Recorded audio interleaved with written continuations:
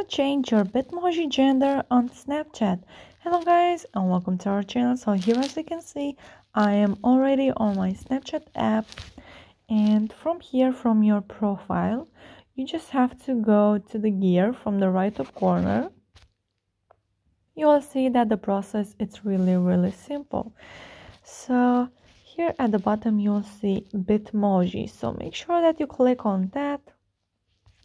And here you have to click on unlink my Bitmoji, because if you go to edit my Bitmoji, there is no option to change your gender from here. You can only change your hairstyle and outfit.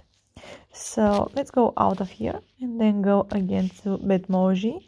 So like I said, the only way is to unlink your Bitmoji. So click on the button from the bottom of the screen and then hit on unlink. So here you can click again on create Bitmoji, or you can just go to your profile and from there you can click on create Bitmoji. So I will do that. So from here you can click on the gender that you like. So you can just click on it and